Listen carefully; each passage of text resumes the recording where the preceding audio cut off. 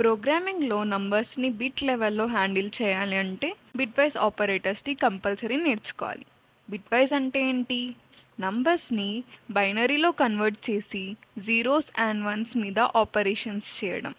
Types of bitwise operators: and, or, xor, not, left shift and right shift. ఇప్పుడు first and ఆపరేటర్ని చూద్దాం. ఇక్కడ మనం 5 అండ్ 3ని తీసుకున్నాం. 5 అంటే బైనరీలో 101 అని రాస్తాం, 3 అంటే 011 అని రాస్తాం.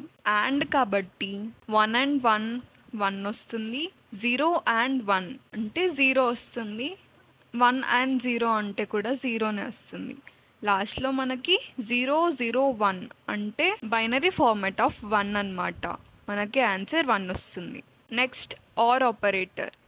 ఇక్కడ 0 అండ్ 1 ఉన్న అవుట్పుట్ 1 వస్తుంది, 1 ఆర్ 1 ఉన్న 1 వస్తుంది, 1 ఆర్ 0 ఉన్నా కూడా 1 వస్తుంది. 0 ఆర్ 0 ఉంటేనే 0 వస్తుంది. ఇక్కడ మనకి 111 వస్తుంది. సో ఇది బైనరీ ఫార్మాట్ ఆఫ్ 7 అన్నమాట. Next xor operator. రెండు బిట్స్ డిఫరెంట్ ఉంటేనే 1 అవుట్పుట్ వస్తుంది. ఒకవేళ సేమ్ ఉంటే 0, అంటే 0 అండ్ 0 ఉంటే 0 వస్తుంది. 1 అండ్ 1 ఉంటే 0 వస్తుంది. 0 1 ఉంటే లేదా 1 0 ఉంటేనే 1 వస్తుంది. ఇక్కడ 1 1 కాబట్టి 0, 0 1 కాబట్టి 1, 1 0 కాబట్టి 1, 1 1 0 అంటే బైనరీ ఫార్మాట్ ఆఫ్ 6. అవుట్పుట్ మనకి 6 వస్తుంది. Next left shift.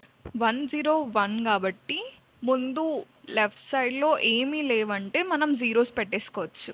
సో ఇక్కడ అన్ని జీరోస్ ఉన్నాయి. లెఫ్ట్ షిఫ్ట్ అంటే ఒక బిట్ లెఫ్ట్కి షిఫ్ట్ అవ్వడం. 1 ఇక్కడికి వస్తుంది, 0 ఇక్కడికి వస్తుంది, 1 ఇక్కడికి వస్తుంది. సో 5ని ఒకసారి లెఫ్ట్ షిఫ్ట్ చేస్తే మనకి 10 అని వస్తుంది.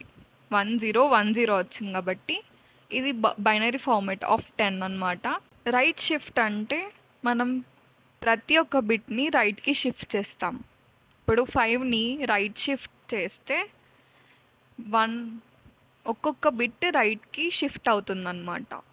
సో 5ని రైట్ షిఫ్ట్ ఒకసారి చేస్తే మనకి 2 వస్తుంది. బిట్వైజ్ ఆపరేటర్స్ చాలా ఇంపార్టెంట్.